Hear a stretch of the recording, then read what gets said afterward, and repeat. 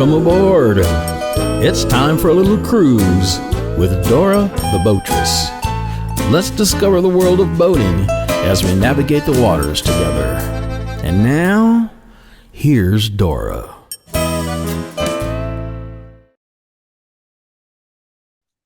Welcome to the show. Dora Miles with Dockside Live, the Boatress, coming to you with, I have Caroline, I'm not going to say it right again, Mantel. Mantel, you got it. I said it right. Yay. So she is with Boat History Report, you guys. And for starters, I want to tell you how I learned about Boat History Report. I'm going to try to pull up a screen share real quick and see if I can get this. We just practiced this, you guys. So, but you all know how I am with my screen shares. I never can get them to work right. Can you see it? It's coming. Okay, so everybody knows the interview that I just did about 2 weeks ago with Eric Fisher, boat insurance guy. And on his Facebook page about a week ago, 5 days ago, he posted this, and it is a boat history report that apparently he uses with his customers who are going to be purchasing new boats. He says, I can't stress this enough. If you are buying a used boat, order a boat history report. It can save you thousands of dollars. And this was an individual who was trying to pass off a boat as mint condition. And they said, if by mint condition you meant Hurricane Ian total loss, then I guess it was right. So I'm going to kind of throw this back to Caroline here and let her kind of introduce herself and explain what she does. And I'm going to try to stop the share. Here we go. Yay, I did it. Woo! Off to a good start. So my name is Caroline Mantel. I'm with Boat History Report. I'm the Director of Business Development, and I've been with them for about 12 years. The company itself has been in business. We're in our 19th year of business. So we joke that we're the industry's best kept secret, even though it's becoming more and more necessary, especially with each passing hurricane. And you wouldn't buy a car without a carfax or an auto check. And at this point, you certainly shouldn't be buying a boat without a boat history report. So that boat in particular there that Eric posted, I can't tell you the number of boats that we've seen coming from Hurricane Ian. I'm down in South Florida. I'm actually from the coast, from pretty close to ground zero where Hurricane Ian hit. I still have family there. And the number of boats that are just decimated and are back on the market without any disclosure of damage. They're moving out of the state of Florida even. I spoke to someone recently in Washington State, and they said that they literally have fields flooded with Hurricane Ian boats with people trying to escape the stigma of Hurricane Ian and not have to disclose the damage of it. So that was just one example of a customer that was caught up in the process. Curiosity, when you sell a house, you have to have a seller's disclosure. I know that if you ask a question, it has to be answered. When you're selling a boat, if you ask the person selling the boat, questions, do they legally have to answer those questions?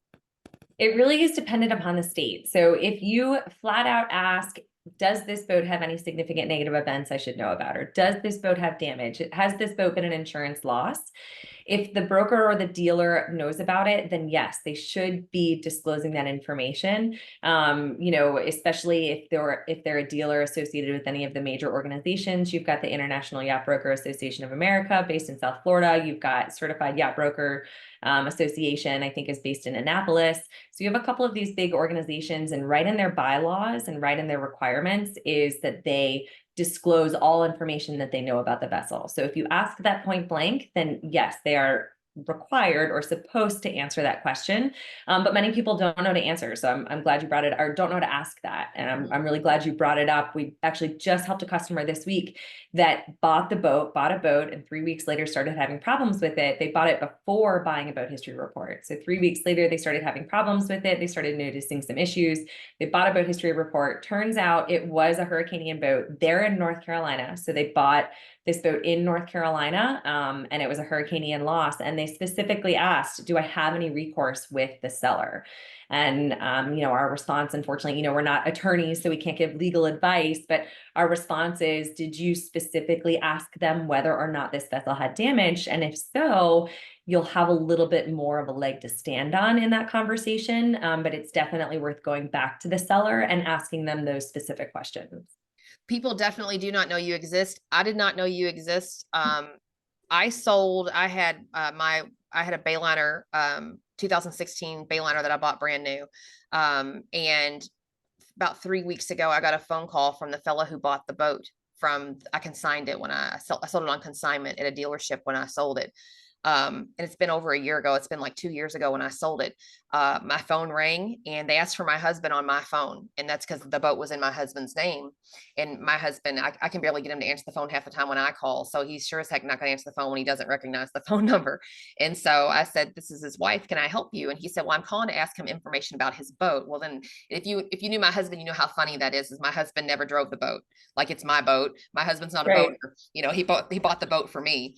And so I was like, well, it's my boat. I can answer any questions. I said, I'm the only person who ever drove that boat. He was like, oh, fantastic. He's like, well, I was trying to call and get the boat history from you. And I was like, well, I think you and I are the only people, unless he's like, no, I bought it. And he told me where he bought it from. And he was like, I was just trying to get the boat history. He had already bought the boat as well. And so he didn't know Boat History Report existed. I didn't know Boat History Report existed. He did the same thing I would have done. If I was going to go buy a used boat these days, I would look who the previous owner was, and I would try to reach out and track them down, and not knowing that you guys existed. I mean, it just so happened I was scrolling through Eric's page, it popped up and you guys were there. But you better believe that if I ever I'm not going to be nervous about buying a used boat anymore. I'm not nervous about buying a used car anymore, because I can get a Carfax report and it shows me the maintenance history. And after I went online and looked, which I'm going to try to do another screen share right now. After I went online and was able to look and see the, it even shows, did I see that? Am I correct? Did it even show some maintenance records on what you all showed on the, so here, I just pulled up the BoatHistoryReport.com is the website that you go to. Yep. And you can, it shows where you can type in the VIN, which is the HIN lookup. And it's going to show, you can view a sample report. And so I'll kind of let you elaborate as I scroll through here, what all is on here.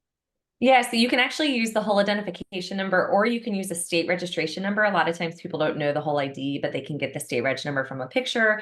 Or if the vessel is a Coast Guard documented vessel, you can use the documentation number. So you can search one of three ways, which is really helpful. The report itself, we've got different levels of the report. So we have the accident damage right at the top. That comes from law enforcement accidents and state accident reports that go through the Coast Guard. And then we have damage. So that's going to include any number of damage events, significant negative events. It'll also include our theft. So if the vessel was a total loss, or if it had significant damage from a hurricane, sinking, salvage, anything like that, that's where you're going to find that information. We have the Coast Guard documentation data in the next section, and then state data. So we work with every state for DMV, DNR data. There's 22 states that title and register boats at the DMV. There's the rest of them do at a different division within the state, separate from the DMV. Also, I'm not sure if everybody knows this, but there are 8 states that don't title boats still. So there are 8 states that don't title boats, but the rest of the states do title boats at this point, which is fantastic. And then we've got IRS custom seizures. Additional information will include things like district data or the PISIX data from the Coast Guard, marine surveyors. We have an excellent network of marine surveyors, and we get survey summaries and information from marine surveyors if the boat was offered through auction. So that type of information will show up there. And then we offer a warranty and recall section. The recall includes recalls, any potential recalls for the vessel, and any potential warranties that we're aware of for the vessel. So those are kind of provided just as a courtesy to make things a little easier. And then I noticed down here on the accident check where it'll actually tell you the vessels involved and if the accident location. I mean, it really goes into detail on a lot of this stuff. Damage checks. I mean, the amount of detail, let's see here. This was the U.S. Coast Guard documentation data. It goes through all the different dates. I mean, this is really, I was impressed with all the different information that you could get from it's more invasive than the Carfax on your car, the information you get in comparison. It's got a lot of really good data. I think some of the big differences between a boat history report and a Carfax, you are going to get those maintenance records. We actually don't include maintenance records because there's some critical differences between whole identification numbers and VINs. So a VIN includes it actually has a check digit within it to make sure that there's no errors that are input. It has all of the model information. It has the engine information, the features encoded into the VIN. On a whole identification number, the only information that you can extrapolate from a HIN is the model, And then the date of manufacture or certification, depending on whether or not that vessel has navigation lights, or it's the vessel year when manufacturer production began on the vessel, and then the model year. So you're just getting some very basic information. And components within a vessel change out all the time. There's no specific serial numbers for them. There's nothing that links them to a hull identification number. So we don't include the maintenance records, but we do have quite a bit of very important information when you're looking at that Coast Guard documentation and that state data. It can give you an indication of how many owners the vessel has had, where the boat has been. Specifically, saltwater use versus freshwater use is always very valuable, especially when it is coming out of a saltwater state. How many states the boat has been in. You know, we see all the time someone says, oh, it's a one owner boat, or it's only ever been, you know, in freshwater, but then you can see that it was previously registered in Florida, or you can see that it was boarded in the Florida Keys. I've got news for you. If it was boarded in the Florida Keys, it was used in saltwater. And so, you know, you have the ability to really fact check what you're being told by the seller. And then you've got some, you know, you've got your length, you've got your year. Here, I think if you were to scroll over, you might even go all the way back to 1997 with original Coast Guard documentation. So 1998 was when this boat was first documented. And so you see all these vessel name changes throughout its life as well. Yep. Okay, let's see here. Then there was the state data they went through. Yeah, it's just got so much stuff on there. I think what I saw earlier and thought was a maintenance record was under the accident. It was showing everything that happened, the repairs for that. Yeah, in the accident section, it gives you a narrative. We also have additional details too. So anytime somebody has a question about the reports, we're very accessible. We want to help, and we want to talk through the boat, and we want to help you feel comfortable with the information that's in there. So, you know, we're based here in the US. I'm down in South Florida, and I'm happy to talk to anybody at any time when they have a question about the service. Yeah, and it talks about the reported boat damage. It even tells you how much how much damage was done to the boat, like as far as the monetary amount, how much was paid out. The repair. So that kind of tells you how big of a, you know, it says this one here was a collision with a vessel and it was $5,000. And so I know how much, I recently had to have a repair done on a wave runner, and I paid $1,500 for a really small, so $5,000 for a collision of boat, that probably was not a very big accident. So yeah, probably not. And there's different damage thresholds. And so, you know, we report anything that's over the damage threshold. Some states, the damage threshold is $500. So if there's an accident in that state and the damage threshold is over 500, then you're required to report it. Some states it's 2,000. So it really just depends on what state it's in as far as that damage threshold goes. But we do see many accidents where it was clearly a total loss. It was sunk, and that damage amount is significant.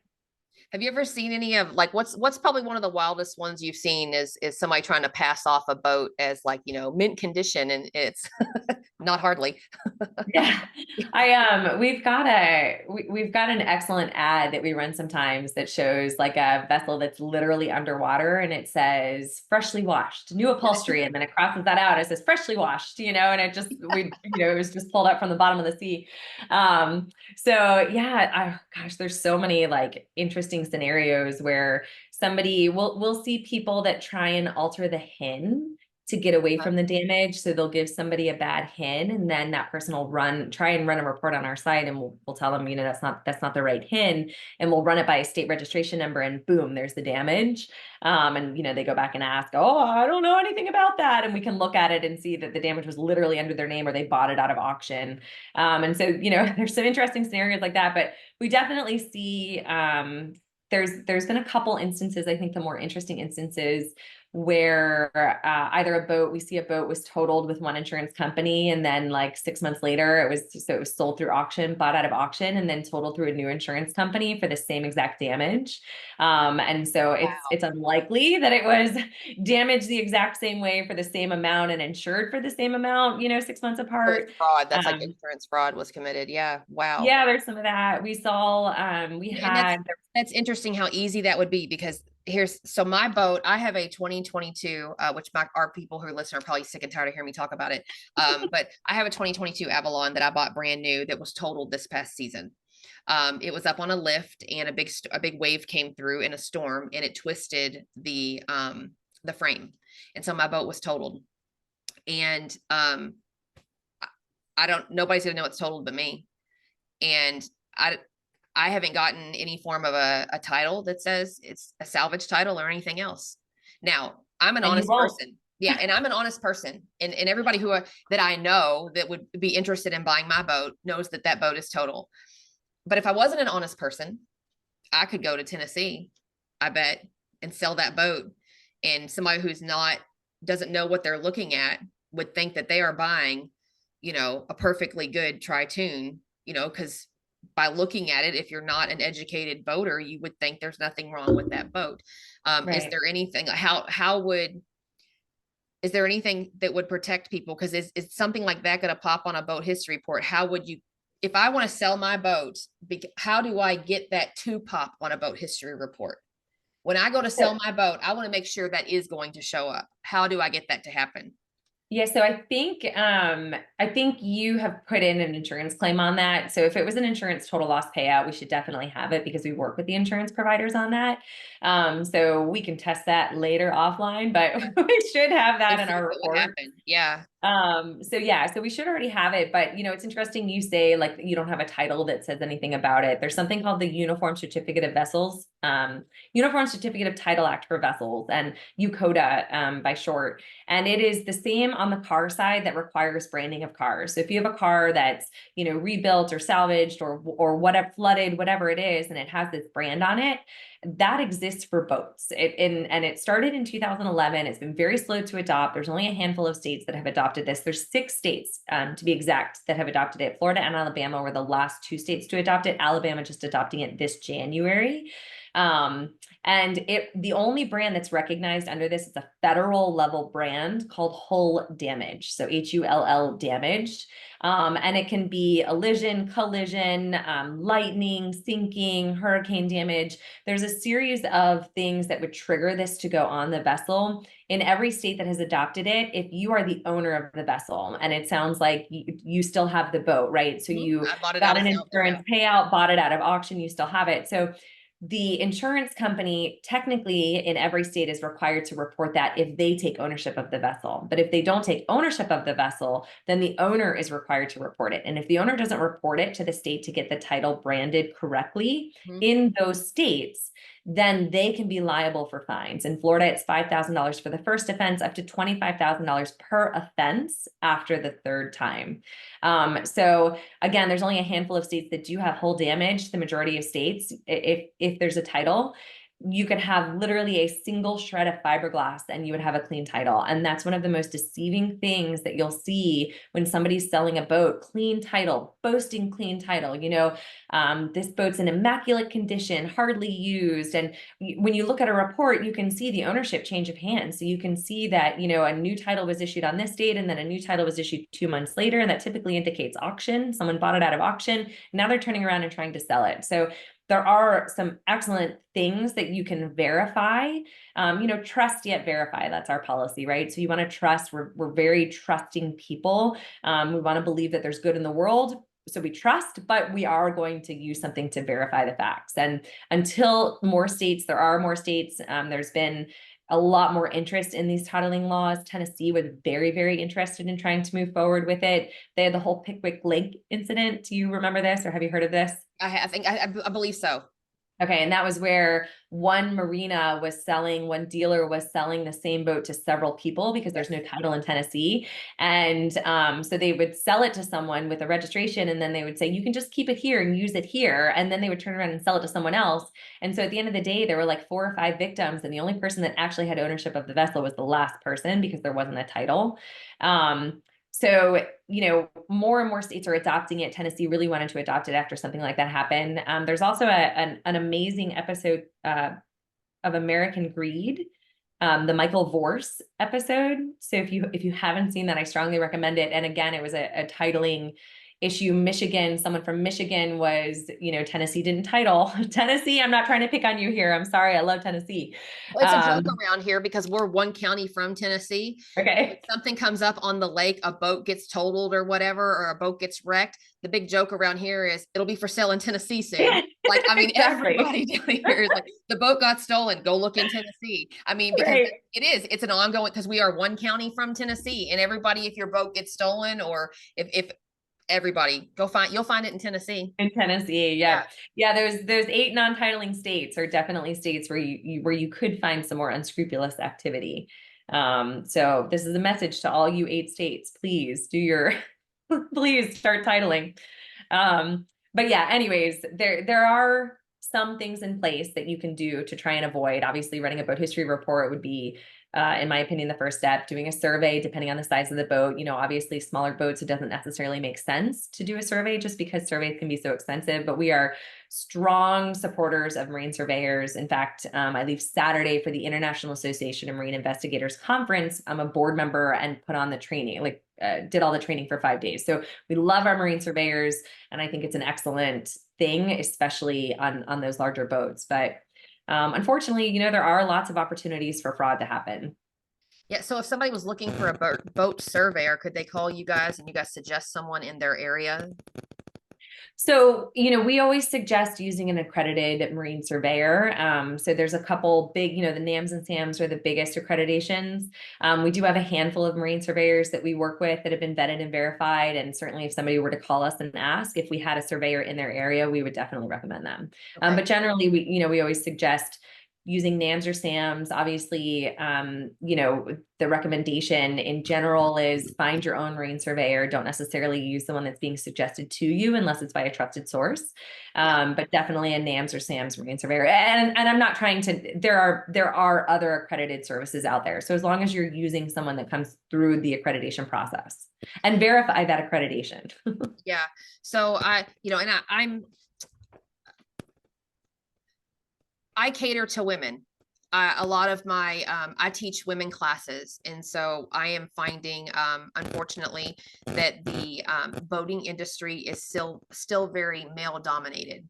And so when you are a female boater and you are going out to buy a boat, in a lot of cases, you will be taken advantage of because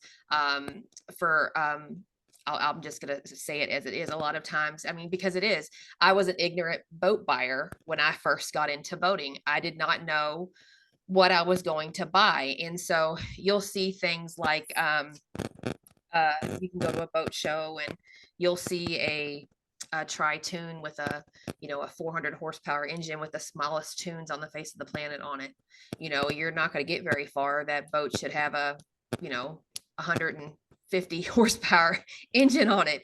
But because people don't know and they're like, oh, 400 horsepower, I'm going to go buy that boat. It's going to be fast. No, it's not. Right. That boat should not There's have more that to engine it. on it. Yeah. People, they just don't know. And so, I own a campground and we cater to boaters. We are in the tourism industry. All of my campers, the majority of them are boaters. And so, and I know about specific boats. I know quite a bit about tri-tunes. And so a lot of if you were to go to our back lot, the majority of the boats back here are tri-tunes because it's mostly families who camp. And so, people of all ages now love tri-tunes. It used to kind of be the older people boat, but now Right. you got the faster engines on them. And so everybody loves because you can hold so many people. And so, I teach a lot of women classes and twice a year. And, in the last 3 years, I've taught 111 people, 111 Wow. women just in our area. And, about 20 of them have gone out and bought boats and I've helped them through that process. And I have my trusted people that I will send them to. And because I know they're not going to rip them off and, guys and girls that I'll send them to. And so, it can be a little hard these days. And so I'm always looking for people to try to send. This is the houseboat capital of is it still the world? Is Lake Cumberland still the houseboat capital of the world? Like it's huge down here. We have so many houseboats on Lake Cumberland. And so, I don't know of any women surveyors in our area that do this type of work. And I do know that there are a couple surveyors down here. I've never bought a houseboat. I don't know who to trust in that market. So those organizations would be people that they could reach out to try to find out whether or not these are people who that they can trust when it comes to, because this is a small area. You have the good old boys club down here still, and if you are an ignorant boat buyer, you're gonna find yourself in a world of a mess trying to buy a boat. Yeah, well, and so I work with, as I mentioned, I do work with a lot of marine surveyors, especially through the International Association of Marine Investigators. And so if somebody ever had a question or was looking for a recommendation, like please, I'll make sure that my email address is available at the end. But please just make sure that they reach out to me. And if I can connect them through that network with somebody that they can trust, somebody that I personally know that I know they can trust, I'm always happy to do it because I agree, and women, it's definitely a male dominated industry. I 100% agree with that. Anytime I go to an event, I'm always astonished at the difference. But I mean, even, there's so many first time boaters that, any first time boater, if they're not walking in with the knowledge that they need ahead of time, it's just very easy to be taken aback by everything. Boating is very different from cars, and there's a lot more that goes into it. There's a lot of different safety things that you have to think about. With a car, if you have to use the restroom, you stop and pull over and use the restroom. With a boat, I mean, if you're me, you jump in the water, but maybe not everybody does that. And so, there's things like that you have to think about. Or if you get into trouble and you're out on the water, you can't just get out of your boat and walk, to safety. And so, there are a lot of things that you really want to understand prior to going into that situation. And, I know this day and age too, everything's kind of gone virtual, right? So people are buying boats sight unseen because they're going through the whole process before they even get in. And so if there's anything that we can do ever to help someone that's in that process, I mean, it sounds like you're very similar. Of course we want to help you. We want you to be on the water, but we want you to be on the water in a boat, one that makes sense for you. It's not too powerful, it's not underpowered, and that's safe. We want you to have those safe memories and not see your boat end up on our reports later on. So yep. And I do. And then as soon as I have friends, everybody buys a boat, I send them straight to the Coast Guard Auxiliary to get it inspected. I'm like, go get your vessel check. Make sure you have everything you need. And especially out here on our water, you're going to get pulled over. You're going to get boarded. We're on a Corps of Engineer owned water. As soon as you launch that boat, you give permission for it to be boarded.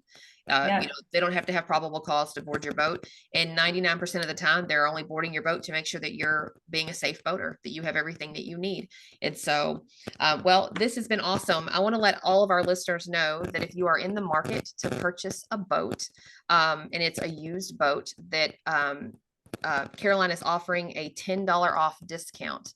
And so you will email boatress@boathistory.com, and then they will respond to your email with the discount code and how to get that $10 off. So if you are currently in the market for a new boat, there is no way I would buy a new boat, especially now knowing about the Boat History Report. So Caroline, do you have anything else you want to add? Yeah, I just wanted to put kind of a staggering statistic out there that we have seen. This is from our data alone. So just looking at our data, we have 150 million records, 25 million unique hull IDs, and then over 2 million significant negative events. And looking at our data, about 1 in 17 boats has a significant negative event in its history. So it's a lot higher than you might think it is. I'm not trying to scare anyone out of boating, because just because it has a history doesn't mean that it's not an amazing boat. A lot of boats are repaired to better than new condition. But it's definitely something that you want to spend a couple minutes on researching. So no, absolutely. And I'm always nervous about buying. I was a single mom for so many years. And so I was the only one that I could be dependent on when it came to a car. So I always bought new cars because I didn't want to get a car that had a problem and then be stuck in a financial situation where I had to make a car payment and a repair payment.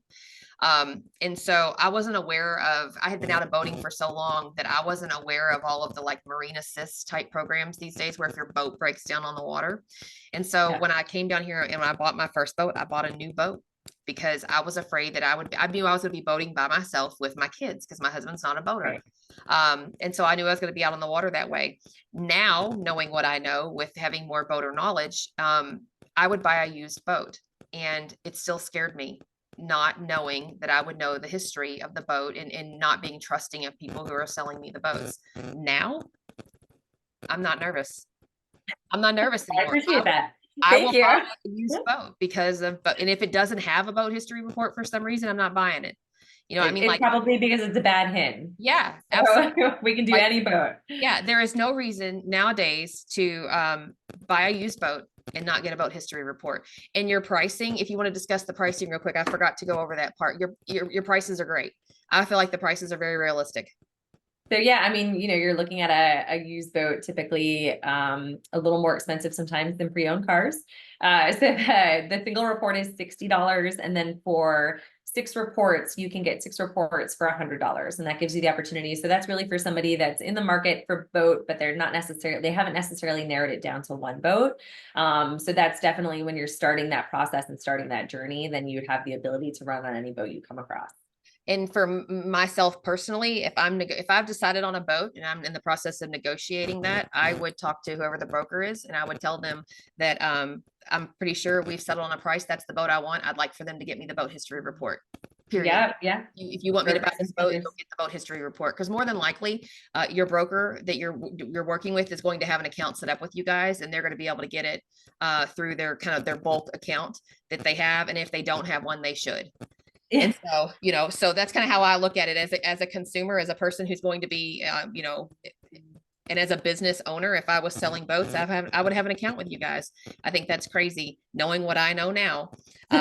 If you're going to go buy a boat, then you find a boat you want, tell them, negotiate that into it. I want the boat history report. We've already negotiated a price. I'm sure this is the one I want. I'd like for you to get the boat history report for me. And if they say, we have many that buy it for the customers. So we work with many brokers and dealers. They offer it for the customer. They put it right out there because they want to show you that they're not hiding anything. They fully believe in the boats that they're representing or the boats that they're selling. And we always recommend working with a dealer or broker that's going to offer that service to you.